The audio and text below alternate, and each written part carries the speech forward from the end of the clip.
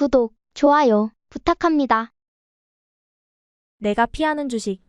내가 한 종목을 피할 수 있다면 그것은 가장 인기 있는 업종에 속한 가장 주목받는 주식으로서 가장 좋은 평판을 얻고 있으며 카풀이나 통근 열차에서 모든 투자자가 이야기 듣다가 주위의 압력에 굴복하여 흔히 매수하게 되는 종목이다. 인기 주식은 대개 잘 알려진 가치 기준을 벗어나서 빠르게 상승하지만 높은 주가를 지탱해주는 것이 희망과 허공밖에 없으므로 상승할 때처럼 빠르게 떨어진다. 당신이 인기 주식을 기민하게 처분하지 못한다면 이 주식을 매수한 것을 보면 당신은 기민한 사람이 아니다. 이익은 손실로 둔갑한다. 이 주식은 떨어질 때 천천히 떨어지는 것도 아니고 당신이 매수한 가격에서 멈추지도 않기 때문이다. 최근 통신 판매 업종의 인기 주식인 홈쇼핑 네트워크의 차트를 보라. 이 주식은 16개월 동안 3달러에서 47달러로 상승했다가 다시 3.50달러 주식 분할 반영으로 하락했다. 47달러에 팔아버린 사람에게는 멋진 투자였지만 주가가 절정에 달했던 47달러에 매수한 사람은 어찌 되었나? 매출 이익 전망은 다 어디로 갔는가? 이 투자는 결국 룰렛만큼 위험한 도박이었다. 전화 시스템에 문제가 있었으며 경쟁자들도 나타나기 시작했다. 사람들이 지르코늄 목걸이를 몇 개나 두를 수 있겠는가? 나는 활기차게 시작해서 거품으로 사라진 다양한 인기 업종에 대해 이미 설명했다. 이동주택, 디지털 시계, 건강관리회사 모두 지나친 기대 때문에 계산이 흐려졌다. 애널리스트들이 두 자리 성장이 영원히 계속된다고 예측하는 순간 산업은 기울기 시작한다. 인기 업종의 인기 주식에 투자해서 얻는 수익으로 살아가려 한다면 당신은 고생활 보조금을 받는 처지가 될 것이다. 카펫만큼 열광적인 업종도 없었을 것이다. 내가 어렸을 때 미국의 모든 주부는 바닥 전면에 카펫을 깔고 싶어 했다. 누군가 새로운 터프팅 공정을 개발하여 카펫에 들어가는 섬유의 양을 획기적으로 줄였고 또 다른 사람이 직조기를 자동화하자 카펫 가격이 미터당 28달러에서 4달러로 떨어졌다. 사람들은 저렴해진 카펫을 학교, 사무실, 공항, 전국 교외의 모든 주택에 깔았다. 전에는 마룻바닥이 카펫보다 쌌지만 이제는 카펫이 더 싸졌다. 그래서 상류층은 카펫을 마룻바닥으로 바꿨고 대중은 마룻바닥을 카펫으로 바꿨다. 카펫 매출이 극적으로 증가했고 5개에서 6개. 주요 제조업체들은 주체할 수 없을 만큼 돈을 벌었으며 경이적인 속도로 성장했다. 바로 이 시점에 애널리스트들은 주식 중개인들에게 카펫 붐이 영원히 계속될 거라고 말하기 시작했고 이어 주식 중개인들은 고객들에게 이야기를 전했으며 고객들은 카펫 주식을 매수했다.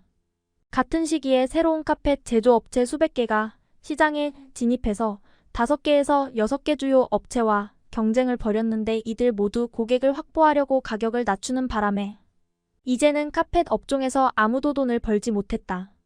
고성장 인기 업종에는 아주 똑똑한 인재들이 구름처럼 몰려든다. 기업가들과 벤처 자본가들은 밤을 지새우며 최대한 빨리 사업을 시작하는 방법을 모색한다. 만일 당신에게 기막힌 아이디어가 있더라도 특허나 틈새로 보호할 방법이 없다면 성공하자마자 모방자들이 몰려들 것이다.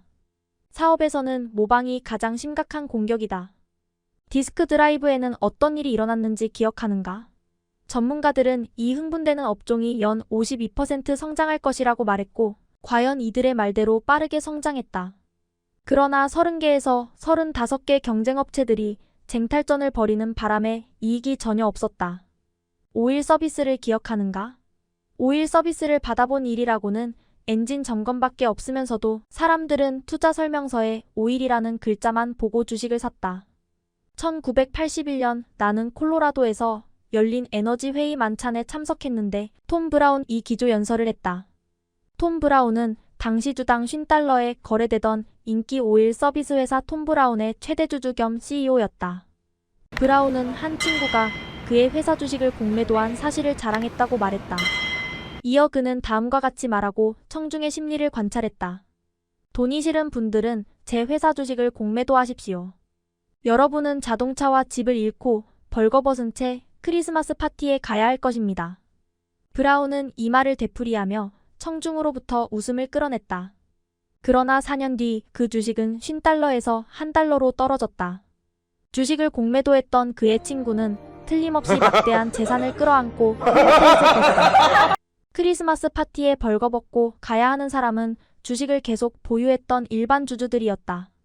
인기 업종의 인기 주식을 무시했다면, 아니면 회사에 대해 어느 정도 조사라도 했다면 이들은 이런 운명을 피할 수 있었다. 이 회사에는 쓸모없는 장비, 의심스러운 석유 및 가스전, 엄청난 부채, 부실한 재무 상태표밖에 없었다. 1960년대에 제록스보다 인기 높은 주식은 없었다. 복사는 엄청난 업종이었고 제록스는 공정 전체를 지배하고 있었다.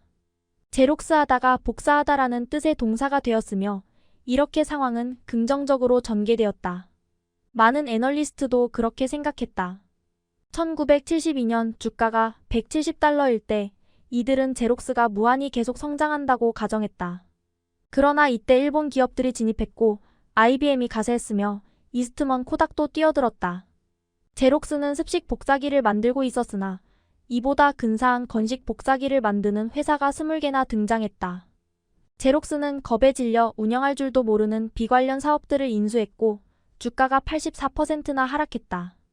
다른 경쟁자들도 어렵기는 마찬가지였다. 복사는 지난 20년 동안 훌륭한 업종이었고 수요가 감소한 적도 전혀 없었지만 복사기 회사들은 여전히 먹고 살기가 힘들다. 제록스의 유감스러운 실적과 미국의 마이너스 성장 업종인 담배회사 필립 모리스의 실적을 비교해보자. 지난 15년 동안 제록스 주가는 $160에서 $60로 떨어진 반면 필립 모리스는 $14에서 $90로 올랐다. 매년 필립 모리스는 해외 시장 점유율을 높이고 가격을 올리며 비용을 절감하면서 이익을 증가시켰다. 말보로, 버지니아 슬림, 벤슨 앤드 헤지스, 메리트 메럿 등 유명 브랜드 덕에 필립 모리스는 틈새를 확보했다. 마이너스 성장 업종에는 경쟁자들이 몰리지 않는 법이다. 제2의 아무개를 조심하라. 내가 피하는 또 다른 주식은 제2의 IBM, 제2의 맥도날드, 제2의 인텔, 제2의 디즈니라고 성가시게 권유하는 주식이다. 내 경험으로는 제2의 아무개는 결코 아무개가 되는 법이 없다. 브로드웨이 베스트셀러, 전미농구협회, 월스트리트 어디에서나 말이다. 어떤 야구선수가 제2의 윌리 메이스가 된다느니, 어떤 소설이 제2의 모비딕이 된다느니 말은 많지만 선수는 팀에서 쫓겨나고 소설은 헐값에 재고 정리되는 사례가 얼마나 많았는가. 주식에도 마찬가지 저주가 있다. 실제로 누군가 어떤 주식을 제2의 아무개라고 추천하면 모방 주식뿐 아니라 원래의 주식마저 전성기가 끝나는 사례가 많다. 어떤 컴퓨터 회사가 제2의 IBM으로 불린다면 사람들은 IBM의 앞날이 어둡다고 생각했다는 말이며 실제로 IBM이 어려워진다. 오늘날 대부분 컴퓨터 회사들은 제2의 IBM이 되지 않으려고 노력하는데 그래야 앞날이 밝기 때문이다. 전에 워즈였던 서킷시티 스토어가 전자제품 소매점으로 성공하자 퍼스트 패밀리, 굿가이즈, 하이랜드 슈퍼스토어즈, 크레이지 에디, 프레터즈 등이 줄줄이 제2의 서킷시티가 되었다. 서킷시티는 뉴욕 증권거래소에 상장된 1984년부터 4배가 올라 IBM의 저주를 그럭저럭 피했지만 나머지 제2의 아무개들은 모두 주가가 59%에서 96% 하락했다. 제2의 토이저러스로 불린 차일드 월드도 고꾸라졌다. 그리고 제2의 프라이스 클럽이었던 웨어하우스 클럽 역시 다르지 않았다. 사업 다각화 기업을 피하라. 수익성 높은 기업들은 자사주 매입이나 배당 인상 대신 터무니없는 기업을 인수하며 돈을 날리고 싶어 한다. 사업을 다각화하기로 작정한 기업들은 일가격이 턱없이 비싸고 이 사업을 전혀 이해할 수 없는 기업 매물을 찾는다. 이 방법으로 손실이 확실하게 극대화된다. 20년 주기로 기업들은 맹렬하게 사업 다각화와 구조조정을 되풀이하는 듯하다. 흥미로운 기업들을 인수하며 수십억 달러를 쓴 뒤 흥미 잃은 기업들을 손해보고 처분한다. 사람과 요트에 대해서도 같은 일이 벌어진다. 기업을 인수한 뒤 후회하며 매각하고 다시 인수하여 또다시 후회하는 현상은 보상의 이전이라는 관점에서는 찬사를 받을 만하다. 대기업은 늘 과도한 보상을 하는 경향이 있는데 현금이 풍부한 대기업의 주주로부터 인수되는 소기업의 주주에게로 보상이 이전되는 것이기 때문이다. 나는 이런 일이 왜 일어나는지 도무지 이해하지 못하는데 이 회사의 경영진은 아마도 상상력을 발휘할 필요가 없는 자사주 매입이나 배당 인상보다는 아무리 비싸더라도 소기업을 인수하는 편이 훨씬 재미있다고 생각하는 모양이다. 어쩌면 심리학자들이 이런 현상을 분석해야 할지 모르겠다. 일부 개인들처럼 일부 기업들도 번영을 지겨워하는 것 같다. 개인 투자자의 관점에서 보면 사업 다각화에는 딱 두 가지 장점이 있다. 하나는 인수되는 회사의 주식을 보유하면 돈을 번다는 점이고, 또 하나는 사업 다각화로 망해가는 회사가 구조 조정을 결정하면 회생주에 투자할 기회가 된다는 점이다. 사업 다각화의 사례는 너무 많아서 어디서부터 시작해야 할지 모르겠다. 모빌 오일은 마르코를 인수해서 사업을 다각화했다. 마르코의 사업 가운데 하나가 생소한 소매업이라서 모빌은 오랫동안 골치를 썩이고 있었다. 마르코의 다른 주력 사업은 컨테이너 코퍼레이션이었는데 모빌은 나중에 헐값에 매각했다. 또한 모빌은 슈피리어 오일을 너무 비싸게 인수해서 수백만 달러를 날렸다. 1980년 유가가 절정에 달한 이후 엑소는 주가가 2배로 뛰었지만 모빌은 겨우 10% 상승했다. 릴라이언스 일렉트릭과 팔자 사나운 벤처캐피털. 자회사 같은 비교적 작고 불운한 인수 몇 건을 제외하면 엑소는 사업 다각화의 유혹을 뿌리치고 고유 사업에 충실했다. 회사의 잉여 현금은 자사주를 매입하는 데 투입되었다. 새로운 경영진이 모빌을 회생시키고 있지만 엑손의 주주들이 모빌 주주들보다 훨씬 나은 실적을 올렸다. 모빌은 1988년 몽고메리 워드를 매각했다. 질레트의 어리석은 결정에 대해서는 이미 설명했다.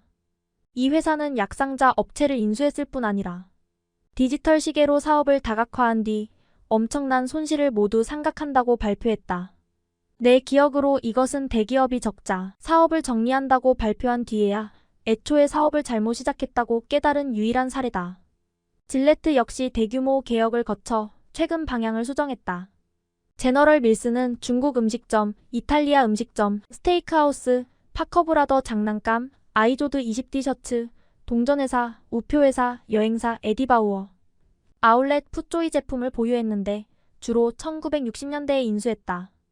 1960년대는 로마 제국이 유럽과 북아프리카 전역으로 다각화한 이래 다각화가 가장 활발했던 위대한 10년이었다.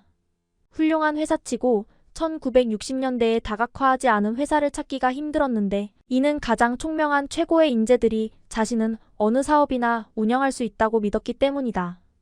얼라이드 케미컬은 주방 싱크대 회사를 제외하고 모든 기업을 인수했는데 10중 8구 이들 가운데 하나가 주방 싱크대 회사를 인수했을 것이다. 타임스 미러도 다각화했고 머크도 다각화했지만 둘 다 잘못을 깨닫고 출판업과 제약업에 다시 전념했다. 미국 기업들은 단 한 해에 300개 기업을 인수했다. 하루에 하나씩 인수한 셈이다. 비어트리스 푸즈는 식용품으로부터 비식용품으로 확장했는데 이후로는 어떤 기업이든 인수할 수 있었다. 이렇게 위대한 인수의 시대가 1973년에서 1974년 시장 붕괴로 막을 내리자 월스트리트 식구들은 가장 총명한 최고의 인재들도 기대만큼 재주 있는 것은 아니며 가장 매력적인 임원들조차 인수한 두꺼비들을 모두 왕자로 바꿀 수 없다는 사실을 깨달았다. 그렇다고 기업 인수가 항상 어리석은 짓이라는 말은 아니다. 기본 사업이 형편없는 상황에서는 매우 훌륭한 전략이다. 만일 워런 버핏이 직물 사업에만 전념했다면 우리는 버핏이나 버크셔, 해서웨이를 절대로 들어보지 못했을 것이다. 티시 형제, 로런스 티시와 로버트 티시에 대해서도 똑같이 말할 수 있다. 이들은 영화관 체인, 로우스로 시작해서 번 자금으로 담배회사, 로릴러드를 인수했고 여기서 번 돈으로 보험사, CNA를 인수했으며 이로부터 CBS의 지분을 대량 보유하게 되었다. 비결은 제대로 인수하는 법을 알아야 하며 성공적으로 경영해야 한다는 점이다. 두 신발 제조회사 멜빌과 제네스코의 스토리를 살펴보자. 하나는 다각화에 성공했고 다른 하나는 다각화했다.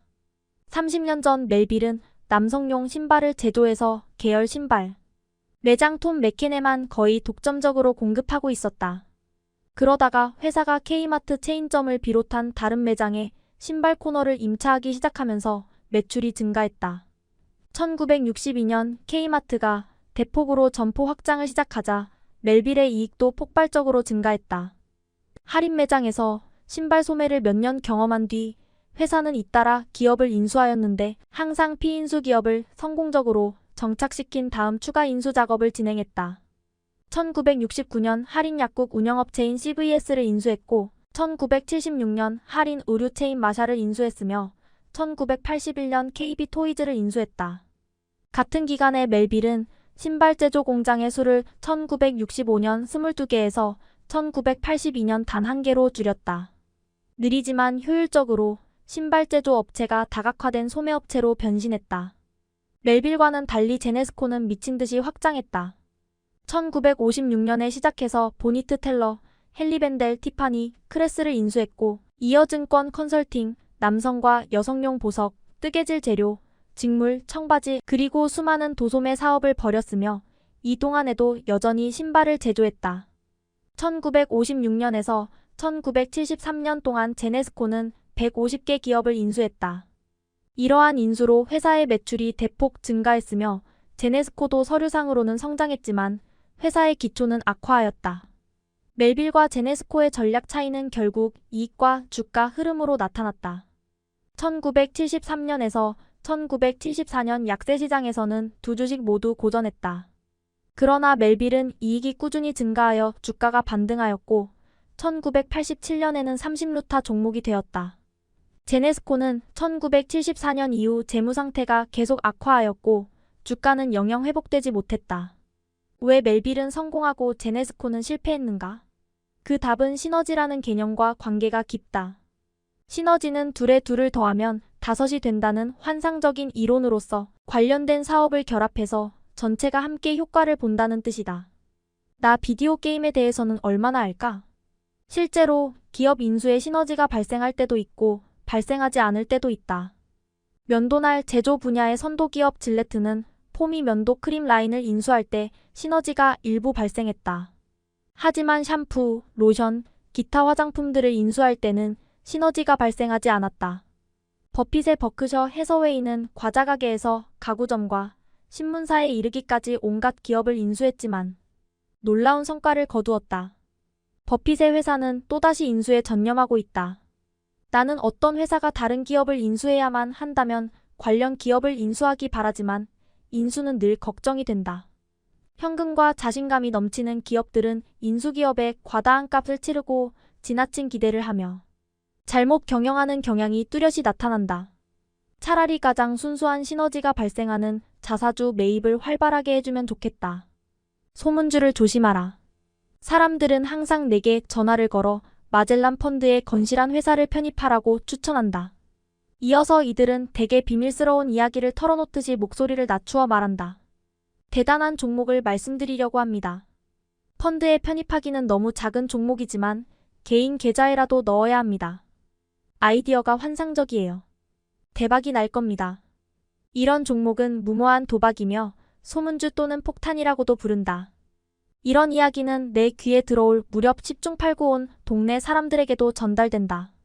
예컨대 파파야 주스 추출물로 디스크 진통제를 만드는 회사 스미스 랩스, 정글 치료제, 첨단 기술, 소에서 추출한 모노클로널, 항체 바이오 리스폰스, 다양한 기적의 첨가물, 물리법칙을 거스르는 에너지 문제 해결책 등이 있다. 어떤 소문주들은 예컨대 석유 부족, 마약 중독, 에이즈와 같은 최근의 국가적 과제를 해결하기 직전이라고 주장한다. 이들이 제시하는 해결책은 1. 매우 상상력이 풍부하거나 2. 인상적일 정도로 복잡하다. 내가 좋아하는 회사는 KMS 인더스트리즈. 1980년에서 1982년 연차 보고서에 따르면 이 회사는 비정질 실리콘 광전 변환 소자를 개발했고 1984년에는 영상 다중송신기와 광학핀에 집중했으며 1985년에는 화학적으로 유도된 구형 뇌파를 사용하는 물질 처리를 개발했고 1986년에는 관성 제한식 핵융합 프로그램 레이저 유도 충격 압착 시각적 면역 진단법 개발에 노력했다. 이 기간의 주가는 40달러에서 2.50달러로 떨어졌다. 이 회사는 8:1 액면 병합을 통해서만 투기적 저가주 신세를 모면할 수 있었다.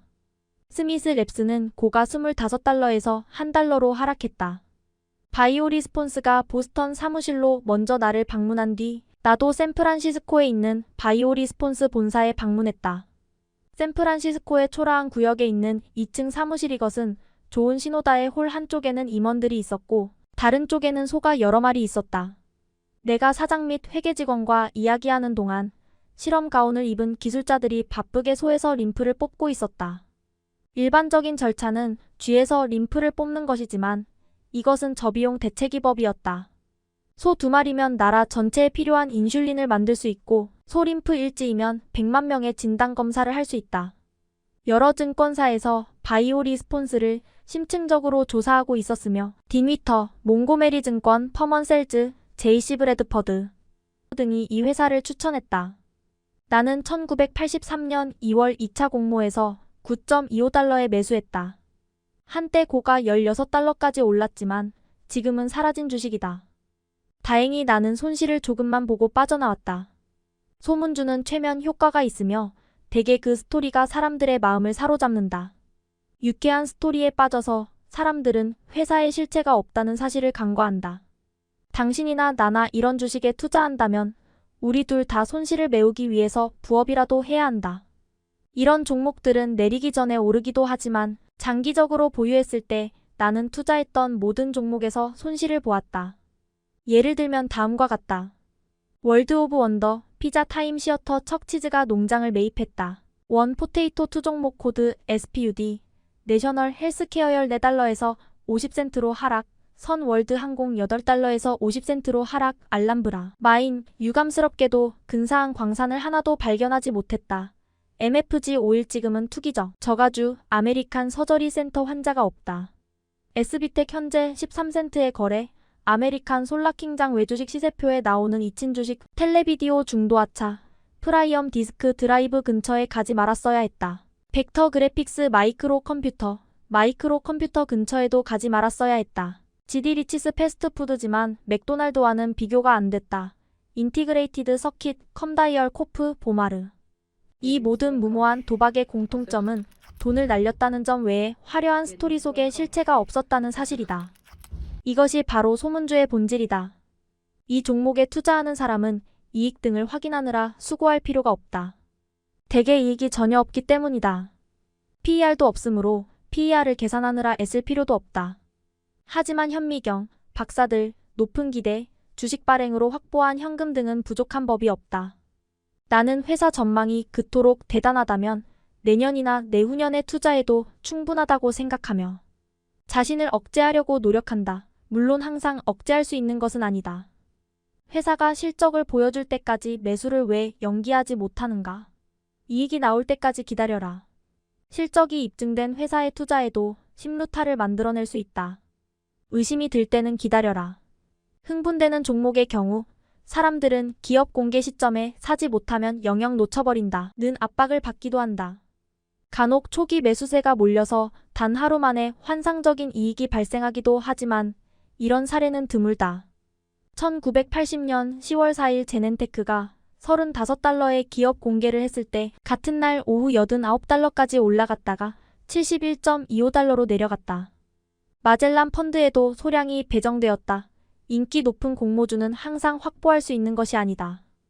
애플 컴퓨터는 내가 원하는 만큼 물량을 확보할 수 있었으므로 첫날에 20% 수익을 남기고 팔았다. 공모 전날 매사추세츠주에서 애플 컴퓨터는 일반 대중에게는 너무 투기성이 강하므로 전문 투자자들만 매수할 수 있다고 원칙을 정했기 때문이다. 나는 애플이 폭락해서 회생주가 된 다음에야 다시 매수했다. 신생기업들은 확인할 사업 실적이 거의 없으므로 이런 기업의 공개에 참여하면 매우 위험하다. 내가 투자한 회사 중에 일정 기간 성과가 좋은 예도 있었지만 페더럴 익스프레스는 처음으로 25배 상승했다. 4건 중 3건은 장기적으로 성과가 실망스러웠다. 다른 회사로부터 기업 분할된 기업이나 실제로 실적이 있는 신생기업의 기업 공개에서 나는 더 좋은 실적을 올렸다. 토이저러스가 그런 기업이었고 에이전시 렌터카와 세이프티 클린 역시 그런 사례였다. 이들은 이미 기반이 확립된 기업이었으므로 누구나 포드나 코카콜라와 같은 방식으로 조사할 수 있었다. 고객에게 휘둘리는 회사. 제품의 25%에서 50%를 한 고객에게 판매하는 회사는 안정성이 떨어진다.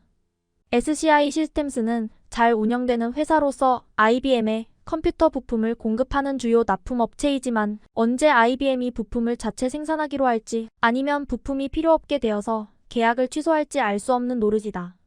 고객 하나를 잃어서 파국을 맞이할 공급업체라면 나는 그런 회사에 대해서는 투자를 제고하겠다. 텐던 같은 디스크 드라이브 회사는 몇몇 고객에게 지나치게 의존하였으므로 항상 재난의 위험을 안고 있었다. 계약 취소가 아니라도 거대 고객은 엄청난 힘을 발휘하여 가격 인하나 다른 양보를 얻어내므로 공급업체의 이익이 줄어든다.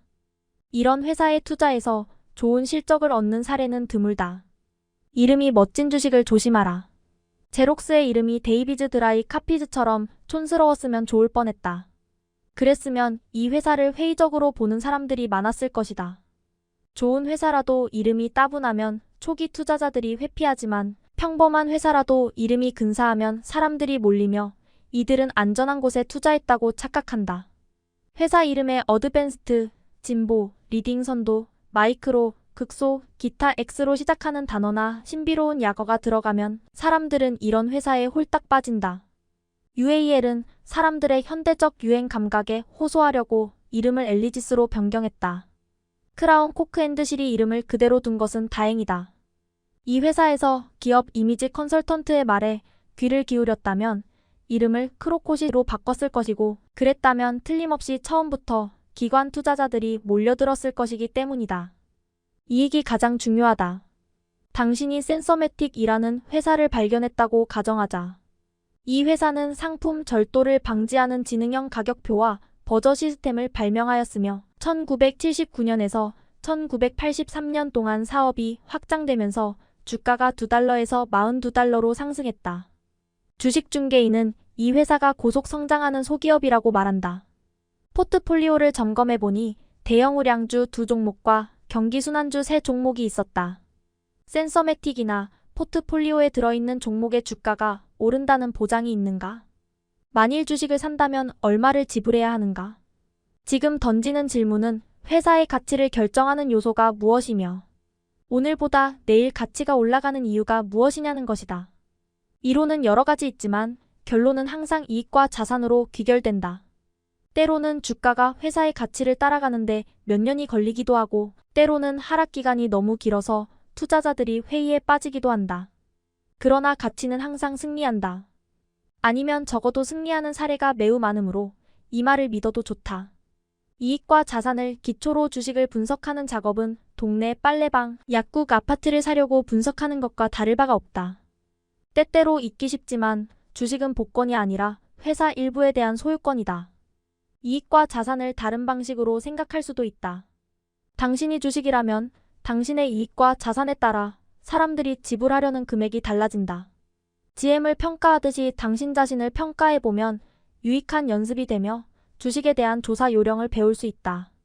자산에는 부동산, 자동차, 가구, 옷, 카펫, 보트, 도구, 보석, 골프채, 그 밖의 재산을 정리하고 사업을 그만두기로 했을 때 중고품 염가 판매를 할 수 있는 모든 물건이 포함된다. 물론 남아있는 주택담보대출, 저당권, 자동차 할부금, 은행이나 친지에게 빌린 돈, 각종 청구서, 차용증, 도박 빚 등을 여기서 차감해야 한다. 그 결과 나오는 것이 유형자산의 장부가액, 즉 순자산 가치다. 만일 결과가 마이너스로 나온다면 당신은 파산법 11장의 파산 후보가 된다. 청산에서 채권자에게 자신을 팔아넘기지 않는 한 당신에게는 소득 창출 능력이라는 또 다른 유형의 가치가 있다. 직장 생활을 하는 동안 당신은 근무 강도와 급여 수준에 따라 수천 달러, 수십만 달러, 수백만 달러를 벌어올 수 있다. 역시 누적 결과는 엄청나게 달라진다. 이제 당신 자신을 앞에서 살펴본 6가지 주식 유형으로 분류해보자. 이것은 어느 정도 근사한 파티 게임이 될 수 있다. 급여가 낮고 급여 인상도 적은 안전한 직업에 종사하는 사람들은 저성장주이며 아메리칸 일렉트릭 파워 같은 전기설비 업체에 해당한다. 도서관 사서, 교사, 경찰 등이 저성장주다. 기업의 중간 관리자처럼 급여가 높고 정기적으로 인상되는 사람은 대형 우량주다. 코카콜라와 렐스턴 퓨리나에 해당하는 사람이다. 농부, 호텔과 휴양지 종업원, 하이알라이 스컷이 비슷한 경기 선수, 여름 캠프 운영자, 크리스마스 트리 매장 운영자 등 단기간에 집중적으로 돈을 벌어 장기간 어렵게 생활을 이어가는 사람은 경기순환주다. 작가와 배우 역시 경기순환이지만 갑자기 재산이 늘어날 가능성이 있으므로 잠재적 고성장주다. 건달, 신탁자금 수익자, 대지주, 미식가 등 가족 재산으로 생활하지만 자신은 아무 일도 하지 않는 사람은 금광주나 철도주 같은 자산주다. 자산주의 변함없는 관심사는 부채를 청산하고 주류가게와 여행사의 외상을 갚고 따면 얼마가 남느냐는 것이다. 불량배, 불황자, 빈털터리, 파산자, 해고노동자, 실업자 등은 힘과 근로 의지가 남아있는 한 모두 잠재적 회생주다. 배우, 발명가, 부동산 개발업자, 소기업 경영자, 운동선수, 음악가, 범죄자 등은 모두 잠재적 고성장주다. 고성장주에 속하는 사람들은 대형 우량주 사람들보다 실패율이 높지만 성공하면 하룻밤새 수입이 10배, 20배, 심지어 100배까지 늘어나므로 타코벨이나 스톱앤드숍에 해당하는 사람이 된다. 고성장주에 투자하는 사람은 미래에 큰 돈을 벌 가능성에 승부를 거는 셈이다. 기업 고문 변호사 같은 코카콜라 대신 영화배우 해리슨 포드 같은 던킨 도너츠에 투자한다고 가정하자. 해리슨 포드가 로스앤젤레스에서 뜨내기 목수로 일하는 동안은 코카콜라에 투자하는 편이 합리적이지만 그가 스타워즈 같은 대박 영화에서 스타가 되면 수입이 어떻게 되는지 생각해보라. 개업 변호사는 거액이 걸린 이혼 소송에서 이기지 않는 한 하룻밤새 심루타가 되기 힘들지만 배 바닥을 청소하는 사람은 소설을 써서 제2의 해밍웨이가 될 수도 있다. 이 사람에게 투자하려면 먼저 그의 소설책을 읽어보라. 이런 이유로 투자자들은 유망한 고성장주를 찾아 비싼 가격에 매수한다. 지금 당장 이익이 없거나 주가에 비해 이익 수준이 하찮을지라도 말이다. 어느 차트를 보더라도 이익 곡선이 주가 곡선과 함께 다닌다는 점에서 우리는 이익의 중요성을 알 수 있다. 주가 차트 책은 대부분 증권사에서 구할 수 있으며 책을 훑어보면 도움이 된다. 어느 차트든지 두 곡선은 나란히 움직이며 주가 곡선이 이익 곡선에서 벗어나면 머지않아 다시 이익 곡선 쪽으로 돌아온다. 사람들은 일본인과 한국인이 하는 일을 궁금해할지도 모르지만 결국 이익이 주식의 운명을 결정한다. 사람들은 시장의 매시간 움직임에 돈을 걸기도 하지만 장기적으로 이런 움직임을 좌우하는 것은 이익이다. 때때로 예외가 발생하기도 하지만 보유 종목들의 차트를 조사하면 내가 설명하는 이익과 주가의 관계를 이해할 것이다. 지난 10년 동안 우리는 불황과 인플레이션을 겪었고 유가가 올랐다가 내렸으며 주식은 줄곧 이익을 따라갔다. 다우 케미컬 차트를 보라. 이익이 올라가면 주가도 올라갔다. 1971년에서 1975년과 1985년에서 1988년 동안 이런 현상이 나타났다. 그 사이 1975년에서 1985년 동안은 이익이 변덕을 부렸고 주가 역시 변덕을 부렸다. A번 프로덕트를 보면 이익이 계속 증가하면서 1958년 3달러였던 주가가 1972년 140달러로 뛰어올랐다. 낙관론이 넘쳐났고 그래서 이익에 비해 주가가 부풀어 올랐다. 이어 1973년 환상이 깨졌다. 이익이 무너졌으므로 주가도 무너졌는데 우리는 이런 붕괴가 오는 모습을 미리 볼 수 있었다. 포브스지는 붕괴가 시작되기 10개월 전에 특집 기사에서 우리 모두에게 경고했다. 레스코 코퍼레이션은 어땠는가? 이 회사는 구형 편수 수도꼭지를 개발하였고 그 결과 전쟁과 평화, 인플레이션과 불황 속에서도 30년 연속 이익을 냈으며 1958년에서 1987년 동안 이익은 800배 증가했고 주가는 1300배 상승했다. 이것은 10중 8구 자본주의 역사상 가장 위대한 주식이다. 레스코 스크루 프로덕트라는 기막히게 우스꽝스러운 이름으로 출발한 회사에 대해서 사람들이 무엇을 기대했겠는가? 그러나 이익이 계속 증가하는 한 아무도 이 회사를 막을 수는 없다. 116개 분기 29년 연속으로 매출이 증가한 쇼니즈라는 식당 체인을 살펴보자. 이런 기록을 세운 회사는 거의 없다. 아니나 다를까 주가도 꾸준히 상승했다. 주가가 이익보다 앞서갔던 몇몇 지점이 있었지만 차트에 나타나듯이 주가는 곧바로 현실로 돌아왔다. 앞서 나갔을 때 그 결과 단기 재앙이 찾아왔다. 차트 참조. 1987년 10월 대폭락 때 수많은 다른 종목도 마찬가지였다.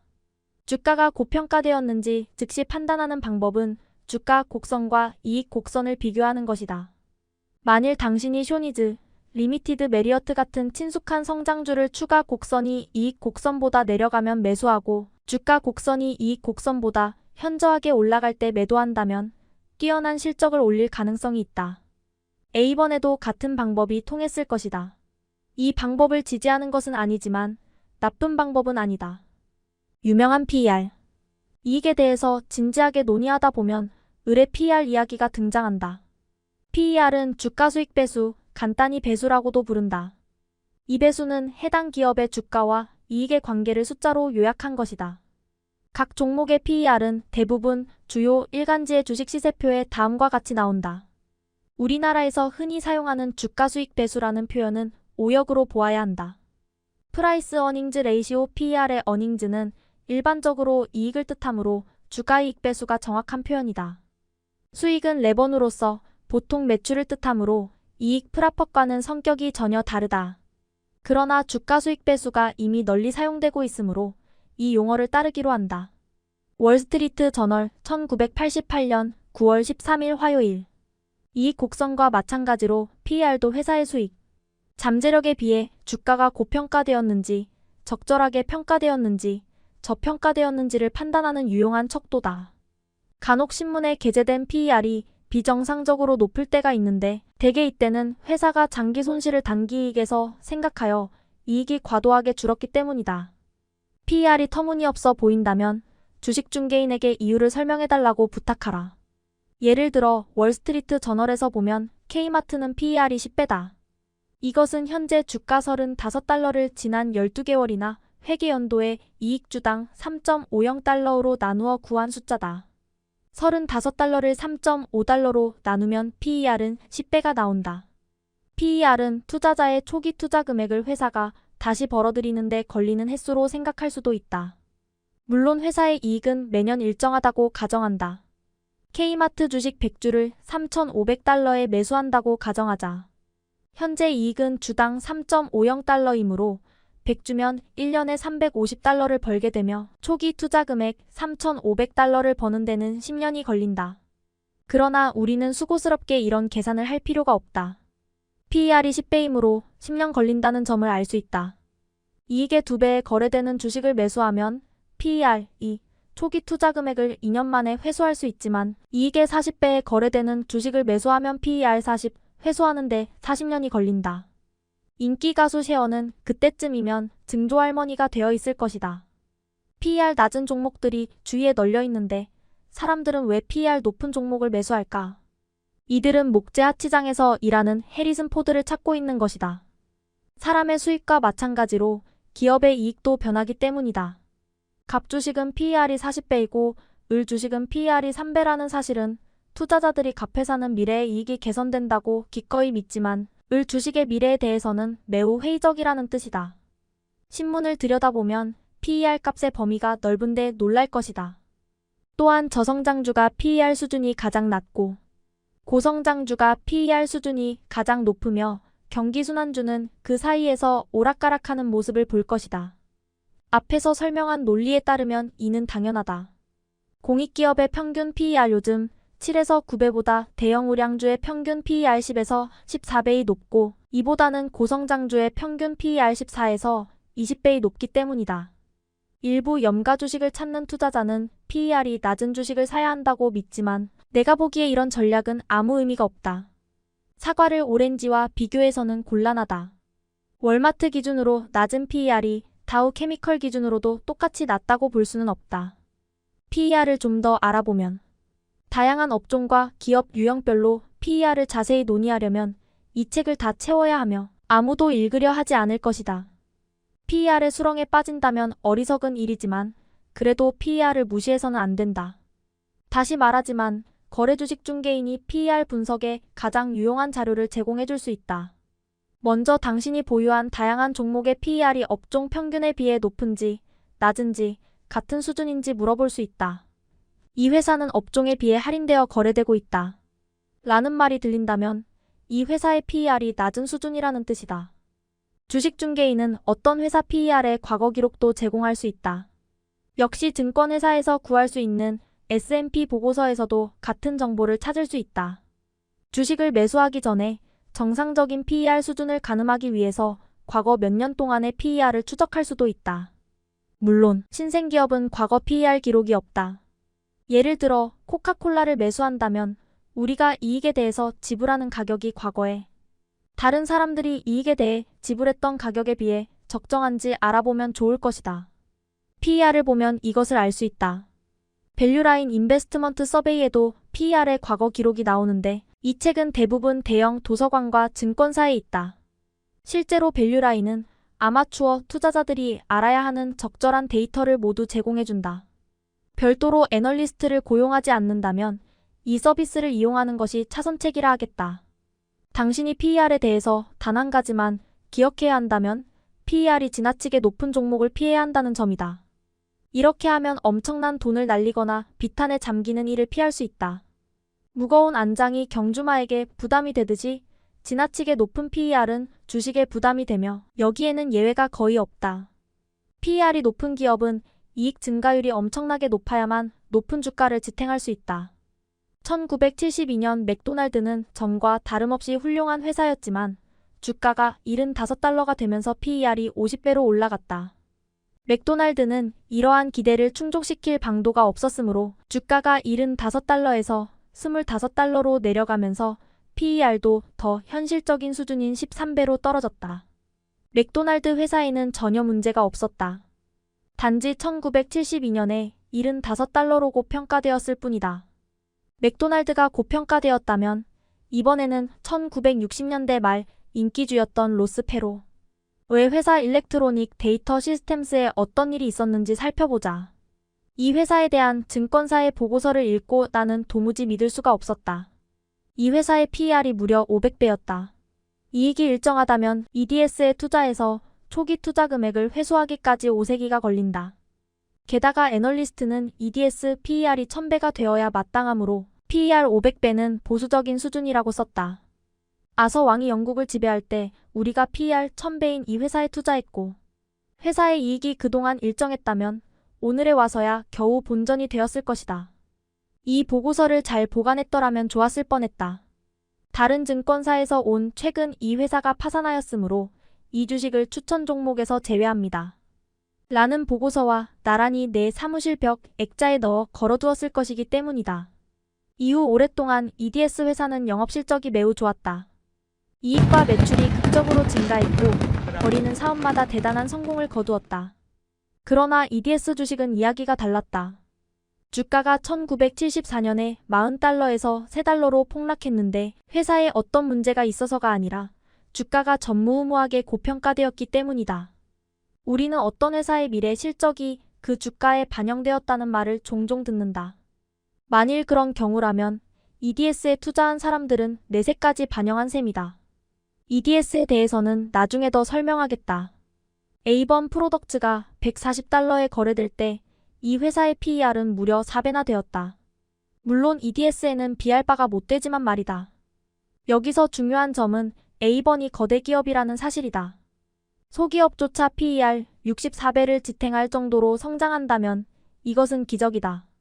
그러나 매출이 이미 10억 달러를 넘어선 에이번 규모의 회사라면 화장품과 로션을 수십억 달러 팔아야 했다. 누군가의 계산에 따르면 에이번이 PER 64배를 지탱하려면 철강산업, 석유 산업, 캘리포니아주 전체의 이익보다 더 많은 이익을 내야만 했다. 이것이 최상의 시나리오였다. 하지만 로션과 향수를 몇 개나 팔 수 있겠는가? 현실이 그렇지 못했으므로 에이번의 이익은 전혀 증가하지 않았다. 이익이 감소하자 주가는 1974년 18.63달러로 즉시 추락했다. 폴라로이드에도 같은 일이 발생했다. 이 회사도 32년 동안 번창해온 건실한 회사였지만 18개월 동안 회사 가치의 89%가 날아갔다. 1973년 주가가 143달러였으나 1974년 14.13달러로 떨어졌고 1978년 60달러로 반등했으나 1981년 다시 19달러로 주저앉았다. 1973년 장중 고가를 형성했을 때 폴라로이드의 PER은 50배였다. 투자자들이 신제품 SX-70 카메라가 놀라운 성장세를 보여주리라 기대했기 때문에 그렇게 올라갔지만 카메라와 필름은 너무 비쌌고 조작에 문제가 있었기에 사람들은 곧 흥미를 잃었다. 이번에도 기대가 지나치게 비현실적이어서 설사 SX-72 성공을 거두더라도 높은 PER을 지탱할 정도로 돈을 벌려면 미국의 모든 가정에 4대씩 팔아야 했다. 이 카메라가 엄청난 성공을 거두었더라도 주가에는 큰 도움이 되지 않았을 것이다. 그러나 이 카메라는 적당한 성공에 그쳤고 이 사실이 온 주위의 악재가 되었다. 시장의 PER. 기업의 PER은 홀로 존재하지 않는다. 주식시장 자체에도 집단적 PER이 있으며 이것은 시장이 전반적으로 고평가되었는지 저평가되었는지를 알려주는 좋은 지표다. 나는 이미 시장을 무시하라고 충고한 바 있다. 그러나 몇몇 종목이 이익에 비해 부풀린 가격으로 거래되면 대부분 종목도 이익에 비해 부풀린 가격에 거래되는 경향이 있다. 바로 이런 일이 1973년에서 1974년 폭락 전에 발생했고 1987년 폭락 전에도 일어났다. 1982년에서 1987년 사이 최근 5년 동안의 강세장에서 시장 전체 PER이 8배에서 16배로 슬금슬금 올라갔다. 이는 투자자들이 똑같은 기업 이익에 대해서 1987년에는 1982년에 지불했던 가격보다 2배를 지불했다는 뜻인데 대부분 주식이 고평가되었다는 경고로 받아들였어야 했다. 금리는 현재 PER에 커다란 영향을 미친다. 금리가 낮으면 채권의 매력도가 떨어지므로 투자자들이 주식에 더 높은 가격을 지불하기 때문이다. 그러나 금리를 제쳐두더라도 강세장에 나타나는 지나친 낙관주의 때문에 EDS와 A번의 사례처럼 PER이 터무니없는 수준까지 올라가기도 한다. 기간의 고성장주는 동화의 나라에나 있을 법한 PER에 거래되었고 저성장주는 평소에 고성장주가 거래되던 PER 수준에서 거래되었으며 시장 자체의 PER은 1971년에 20배에서 정점을 형성했다. PER을 공부한 사람이라면 이것이 미친 짓임을 알 수 있었으니 누구든 내게 말해주었다면 좋았을 뻔했다. 1973년에서 1974년 동안 시장은 1930년대 이래 가장 잔인한 조정을 받았다. 미래이익. 미래이익 바로 이것이 문제다. 이것을 어떻게 예측해야 할까? 최고의 방법은 현재 이익을 바탕으로 주식이 적절하게 평가되었는지 경험을 살려 추측하는 정도다. 이 정도만 하더라도 우리는 절대로 폴라로이드나 A번을 PER 40배에 사지 않을 것이며 브리스톨 마이어스, 코카콜라, 맥도날드를 비싸게 사지도 않을 것이다. 하지만 우리가 진정으로 알고 싶은 것은 다음 달이나 다음 해나 10년 뒤 이익이 어떻게 되느냐이다. 결국 이익은 증가하게 되어 있으며 모든 주가에는 이익이 증가한다는 가정이 들어가 있다. 수많은 애널리스트와 통계 전문가가 미래 성장과 이익을 예측하지만 아무 금융 잡지나 뒤져보면 이들의 예측이 얼마나 자주 틀리는지 알 수 있다. 이익이란 단어와 함께 가장 자주 등장하는 단어가 예상 박 서프라이즈이다. 그렇다고 우리가 직접 시도하면 이익이나 이익 성장을 더 정확하게 예측할 수 있다는 말은 아니다. 일단 본격적으로 예측하려고 덤벼든다면 우리는 주식의 이해할 수 없는 움직임에 크게 당황할 것이다. 이익이 증가해도 주가가 내리는데 이는 애널리스트와 기관 투자자들이 더 높은 이익을 기대했기 때문이다. 이익이 줄었는데도 주가가 오르는데 이는 같은 사람들이 이익을 더 낮게 예상했기 때문이다. 이런 주가 움직임은 단기간의 이상 현상이지만 그래도 이런 모습을 지켜보는 주주들은 좌절감을 느낀다. 우리가 미래 이익을 예측할 수는 없어도 회사가 세운 이익 증대 계획은 알아낼 수 있다. 따라서 계획이 제대로 진행되는지 주기적으로 점검할 수 있다. 회사가 이익을 증대시키는 방법은 기본적으로 5가지 있다. 1. 비용을 절감한다. 2. 가격을 인상한다. 3. 신규 시장에 진출한다. 4. 기존 시장에서 매출을 늘린다. 5. 적자 사업을 재활성화하거나 중단하거나 매각한다. 이것이 우리가 조사할 요소들이다. 만일 우리에게 강점이 있다면 그 강점이 가장 요긴한 분야가 바로 여기다. 이익과 배당을 혼동하는 사람들이 있다. 기업의 이익이란 모든 비용과 세금을 공제한 뒤 회사가 매년 벌어들이는 돈을 말한다. 배당이란 회사가 이익을 나누어 주기 위해서 정기적으로 주주들에게 지급하는 돈을 말한다. 회사는 엄청난 이익을 벌어들이더라도 배당을 전혀 지급하지 않을 수도 있다. 중요한 숫자들. 다음은 우리가 관심을 기울여야 하는 중요한 숫자들이다. 열 거 순서는 중요성과 관계없다. 매출액에서 차지하는 비중. 레그스 팬티 스타킹, 팸퍼스 일회용 기저귀, 버퍼린 아스피린, 렉산, EXAM 플라스틱 등 특정 제품 때문에 어떤 회사에 관심을 두게 될 때 나는 가장 먼저 이 제품이 그 회사에서 차지하는 비중부터 알아본다. 이 제품이 그 회사 매출액에서 차지하는 비중은 얼마나 되는가? 레그스 덕분에 헤인즈 주가가 치솟은 것은 헤인즈가 비교적 작은 회사였기 때문이다. 팸퍼스는 레그스보다 더 많은 이익을 벌어들였지만 거대 기업인 P&G에서 차지하는 비중이 그만큼 높지 않았다. 우리가 렉산 플라스틱에 열광하게 되었고 렉산이 제품이라는 사실을 발견했다고 가정하자. 이어서 주식중개인에게 물어보니 플라스틱 사업부는 소재사업부에 속해 있으며 소재사업부의 매출이 지 전체 매출에서 차지하는 비중은 6.8%에 불과한 것으로 드러났다. 따라서 렉산이 제2의 팸퍼스라면 어찌 되는가? 지위 주주들에게는 큰 의미가 없다는 뜻이다. 이 사실을 발견했다면 렉산을 만드는 다른 회사를 찾아보든가 아니면 렉산을 잊어버려야 한다. 앞에서 이미 다루었지만 여기서는 쓸모있게 다듬어 본다. 공정하게 평가된 회사의 PER은 회사의 성장률과 같다. 여기서 성장률이란 이익 성장률 말한다. 이익 성장률은 어떻게 구하는가? PER과 대비해서 이익 성장률을 구해달라고 주식중개인에게 부탁하라. 코카콜라의 PER이 15배라면 회사가 연 15%로 성장하리라 기대된다는 뜻이다. 그러나 PER이 성장률보다 낮다면 그 주식은 헐값인 셈이다. 예컨대 연 성장률이 12%인 회사가 PER이 6배라면 이 주식은 아주 매력적이다. 반면 성장률이 연 6%인 회사가 PER이 12배라면 이 주식은 매력이 없어서 주가 하락이 예상된다. 일반적으로 PER이 성장률의 절반이라면 매우 유망하며 성장률의 2배라면 매우 불리하다. 나는 펀드에 편입할 종목을 분석할 때 항상 이 기준을 사용한다. 주식 중개인으로부터 회사의 성장률을 구할 수 없다면 스스로 계산할 수도 있다.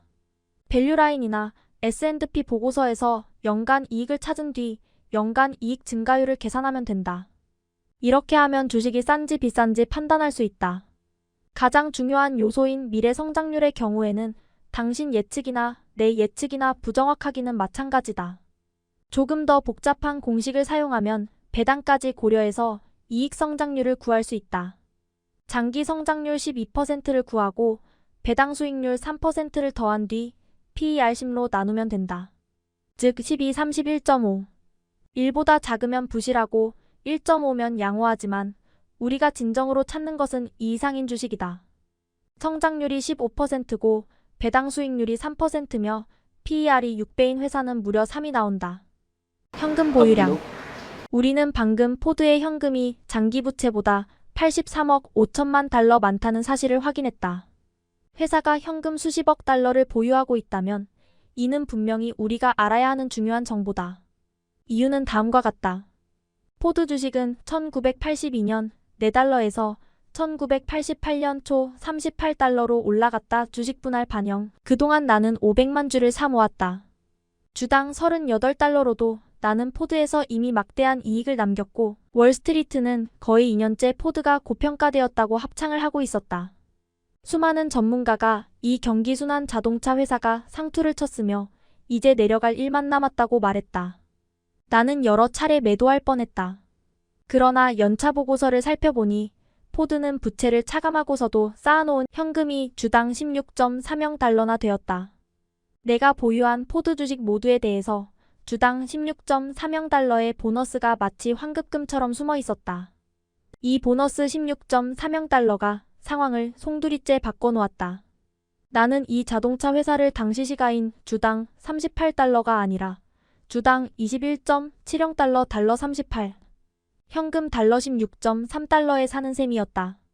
애널리스트들은 포드가 자동차 사업에서 주당 7달러 이익을 낸다고 예상했는데 주가 38달러로 계산하면 PER이 5.4배였지만 주가 21.70달러로 계산하면 PER이 3.1배였다. 경기순환든 아니든 PER 3.1배는 애간장을 태우는 숫자다. 만일 포드가 엉망인 회사였거나 사람들이 포드의 최신 모델을 외면했다면 나도 보유에 관심이 없었을 것이다. 그러나 포드는 훌륭한 회사이고 사람들은 포드의 최신형 자동차와 트럭을 좋아했다. 포드의 현금 보유량을 보고 나는 주식을 계속 보유하기로 했고 그 후 주가는 40% 넘게 상승했다. 포드의 금융 서비스 그룹인 포드 크레디트, 퍼스트 네이션와이드, USAUS 리싱 등도 1987년에 스스로 주당 1.66달러의 이익을 냈다. 포드 크레디트는 홀로 주당 1.33달러를 기여했는데 이 회사는 13년 연속으로 이익이 증가하고 있었다. 포드의 금융사업에 PER 10배를 부여한다면 금융회사들은 일반적으로 PER이 10배다. 자 회사들의 가치는 1.66달러의 10배인 주당 16.60달러가 된다. 따라서 포드의 시가가 38달러이고 순현금의 가치가 주당 16.30달러이며 금융회사의 가치가 주당 16.60달러이므로 자동차 사업의 가격은 통틀어 주당 5.10달러인 셈이다. 그런데 바로 이 자동차 사업의 기대 이익이 주당 7달러다. 포드가 위험한 종목인가? 1982년 이후 주가가 거의 10배나 올랐어도 주당 5.10달러라면 공짜나 마찬가지다. 보잉 역시 현금이 풍부한 주식이다. 1987년 초 보잉은 저가 40달러까지 내려간 적이 있지만 주당 현금이 27달러였으므로 15달러에 사는 셈이었다. 나는 1988년 초 보잉을 소량 편입한 후 보유량을 계속 늘려주력 종목으로 키웠다. 현금 보유량이 풍부한 데다 기록적인 주문 적체를 해소하지 못하고 있었기 때문이다. 물론 현금이 항상 중요한 것은 아니다. 생각보다 현금이 충분치 않은 사례가 많다. 슐룸베르거는 현금이 풍부하지만 주당 현금 기준으로는 대단한 수준이 아니다. 브리스톨 마이어스는 현금이 16억 달러이고 장기 부채는 2억 달러에 불과하지만 유통 주식수가 2억 8천만이나 되므로 부채를 차감한 순현금 14억 달러로도 주당 현금은 5달러에 그친다. 40달러 넘게 거래되는 주식에 주당 현금 5달러는 큰 규모가 아니다. 만일 주가가 15달러로 내려간다면 중요한 수준이 될 것이다. 그래도 조사할 때는 항상 현금 보유량 그리고 관련 사업의 가치를 확인하는 편이 낫다. 언제 포드와 같은 횡재 종목을 만날지 아무도 모르기 때문이다. 그런데 포드는 이 많은 현금을 어디에 사용할 것인가? 회사의 현금이 쌓여가면서 이 현금이 어떻게 될 것인지에 따라 주가가 움직일 수 있다. 포드는 무서운 속도로 배당을 높이고 자사주를 매입해왔지만 여전히 수십억 달러 넘게 현금을 쌓아가고 있다. 일부 투자자들은 포드가 또다시 기업을 인수하면서 돈을 날려버리지 않을까 걱정하지만 아직은 기업 인수에 신중한 모습을 보이고 있다. 포드는 이미 신용카드 회사와 저축대부조합을 보유하고 있고 제휴를 통해 허츠렌터카를 지배하고 있다. 휴즈항공우주에 저가 입찰을 시도했으나 실패했다. TRW라면 합리적인 시너지가 나올 수 있다. 이 회사는 자동차 부품을 생산하는 세계적인 기업이며 일부 자동차 전자제품 시장에서도 활동하고 있다. 게다가 TRW는 자동차용 에어백의 주요 공급업체가 될 수도 있다. 그러나 포드가 소문대로 메릴린치나 로키드를 인수한다면 사업 다학화 기업의 긴 명단에 올라가게 되지 않을까? 부채 요소. 회사의 부채는 얼마나 되고 채권은 얼마나 되는가? 이것은 부채와 지분의 문제다. 금융회사의 대출 담당자가 개인의 신용상태를 평가할 때 알고자 하는 내용이기도 하다. 일반적으로 기업의 재무상태표에는 두 면이 있다. 왼쪽 면은 자산이다. 재고, 매출채권, 공장 및 설비 등. 오른쪽 면은 자산을 조달한 방법을 보여준다. 회사의 재무 건전성을 신속하게 판단하는 방법은 재무상태표 오른쪽에 있는 지분과 부채를 비교하는 것이다. 이 부채 비율은 계산하기 쉽다. 포드의 1987년 연차보고서에 나오는 재무상태표를 보면 총주주 지분이 184억 9,200만 달러다. 그 몇 줄 위를 보면 장기부채가 17억 달러다. 단기부채도 있지만 이런 간단한 평가에서는 무시한다. 두 번째 줄에 보이듯이 단기부채에 비해 현금이 충분하다면 단기부채는 걱정할 필요가 없다. 정상적인 기업의 재무상태표라면 주주 지분 75%와 부채 25%로 구성된다.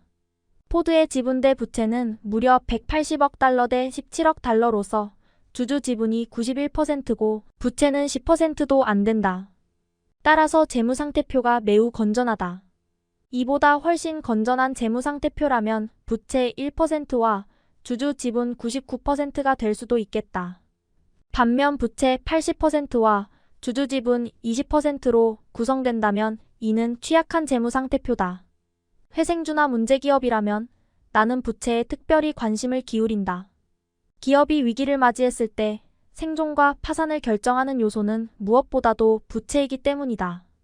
따라서 부채가 많은 신생기업은 항상 위험하다. 나는 한때 침체한 기술주 두 종목 GCA와 어플라이드 머티리얼즈를 주시했었다. 두 회사 모두 컴퓨터 칩 제조기계인 전자자본 장비를 만들었다. 이 시장은 첨단 기술 분야라서 피하는 편이 상책이었지만 두 회사는 절벽에서 추락하면서 이 사실을 입증하고야 말았다. 1985년 말 GCA 주식은 20달러에서 12달러로 떨어졌고 어플라이드 머티리얼즈는 이보다 더 심해서 16달러에서 8달러로 떨어졌다. 두 회사의 차이점은 GCA가 공경에 처했을 때 부채가 1억 1,400만 달러였는데 거의 모두 은행 대출이었다는 사실이다. 여기에 대해서는 나중에 설명하겠다. 회사가 보유한 현금은 겨우 300만 달러였고 주요 자산이라고는 7,300만 달러 상당의 재고뿐이었다. 그러나 전자산업에서는 상황이 매우 빠르게 바뀌므로 7,300만 달러짜리 재고가 다음 해에는 2천만 달러짜리 재고로 둔갑할 수도 있다. 이 재고로 폭탄 세일을 해서 얼마나 건질지 누가 알겠는가. 반면 어플라이드 머티리얼즈는 부채가 겨우 1,700만 달러였고 현금이 3,600만 달러나 되었다. 전자부품 사업이 회복되자 어플라이드 머티리얼즈는 8달러에서 16달러로 반등했지만 GCA는 이 회복 국면에 동참하지 못했다. 한 회사는 끝장이 나서 주당 10센트에 팔려버렸고 한 회사는 4배 넘게 상승했다. 부채 부담이 그 차이였다. 위기를 맞이했을 때 승자와 패자를 가르는 요소로서 부채의 종류도 부채의 규모만큼이나 중요하다. 부채에는 은행 대출금과 장기 차입금이 있다. 은행 대출금은 은행이 요구하면 갚아야 한다. 가장 나쁜 종류로서 GCA가 보유한 부채였다. 은행에서 빌린 자금만 위험한 것은 아니다. 상호보험의 형태도 있는데 이는 한 회사가 다른 회사에 단기간 자금을 빌려주는 것이다. 중요한 점은 상호보험이 만기가 매우 짧으며 때로는 요구 즉시 상환해야 한다는 사실이다.